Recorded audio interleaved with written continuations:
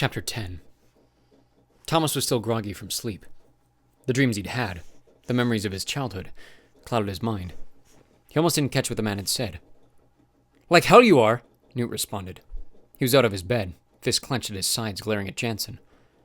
Thomas couldn't remember ever seeing such fire in his friend's eyes, and then the full force of the Rat-Man's words snapped Thomas out of his fog. He swung his legs around to the floor. "You told us we didn't have to."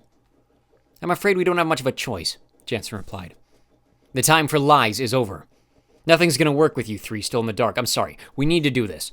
Newt, of everyone, you'll benefit the most from a cure after all." "I don't care about myself anymore," Newt responded in a low growl. Thomas's instincts took over then. He knew that this was the moment he'd been waiting for. The final straw. Thomas watched Jansen carefully. The man's face softened and he took a deep breath, as if he sensed the growing danger in the room and wanted to neutralize it. "Look, Newt, Minho, Thomas, I understand how you must feel. You've seen some awful things, but the worst part is over. We can't change the past. Can't take back what has happened to you and your friends. But wouldn't it be a waste not to complete the blueprint at this point?" "Can't take it back?" Newt shouted. "That's all you have to say?" "Watch yourself," one of the guards warned, pointing a launcher at Newt's chest. The room fell silent. Thomas had never seen Newt like this. So angry. So unwilling to put on a calm front, even. Jansen continued. "We're running out of time. Now let's go or we'll have a repeat of yesterday. My guards are willing, I assure you." Minho jumped down from the bunk above Newt's. "He's right," he said matter-of-factly. "If we can save you, Newt, and who knows how many others, we'd be shuck idiots to stay in this room a second longer." Minho shot Thomas a glance and nodded toward the door. "Come on, let's go." He walked past Ratman and the guards into the hallway without looking back. Jansen raised his eyebrows at Thomas, who was struggling to hide his surprise. Minho's announcement was so strange. He had to have some sort of plan. Pretending to go along with things would buy them time. Thomas turned away from the guards and Ratman and gave Newt a quick wink that only he could see. "Let's just listen to what they want us to do." He tried to sound casual, sincere, but it was one of the hardest things he'd done yet. "I worked for these people before the maze. I couldn't have been totally wrong, right?"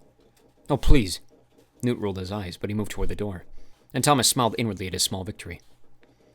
"You'll all be heroes when this is over," Jansen said as Thomas followed Newt out of the room. "Oh, shut up," Thomas replied. Thomas and his friends followed the Ratman down the maze-like corridors once again. As they walked, Jansen narrated the journey as if he were a tour guide. He explained that the facility didn't have many windows because the often fierce weather outside, and the attacks from roaming gangs of infected people. He mentioned the severe rainstorm the night the Gladers had been taken from the maze, and how the group of cranks had broken through the outer perimeter to watch them board the bus. Thomas remembered that night all too well. He could still feel the bump of the tires running over the woman who'd accosted him before he boarded the bus, how the driver didn't even slow down. He could hardly believe that had happened only weeks ago. It felt like it had been years. "I really wish you'd just shut your mouth," Newt finally spat. And the Ratman did, but he never wiped the slight grin off his face. When they reached the area they'd been in the day before, the Ratman stopped and turned to address them. "I hope you'll all cooperate today. I'm expecting nothing less." "Where's everybody else?" Thomas asked. "The other subjects have been recovering." Before he could finish, Newt had pounced, grabbing the Ratman by the lapels of his white suit coat and slamming him against the nearest door. "Call them subjects again and I'll break your bloody neck!" Two guards were on Newt in an instant.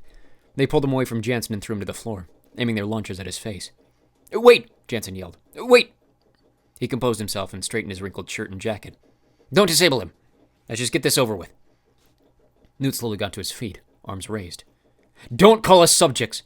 We're not mice trying to find the cheese, and tell your shuck friends to calm down. I wasn't going to hurt you."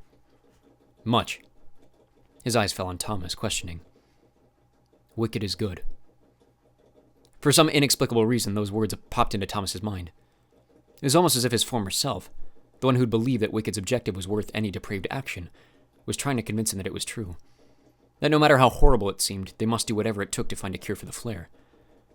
But something was different now. He couldn't understand who he'd been before, how he could have thought any of this was okay.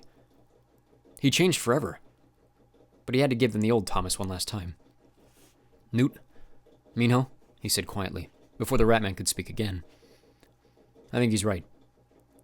I think it's time we did what we're supposed to do. We all agreed to do it just last night." Minho broke into a nervous smile. Newt's hands balled into fists. It was now or never.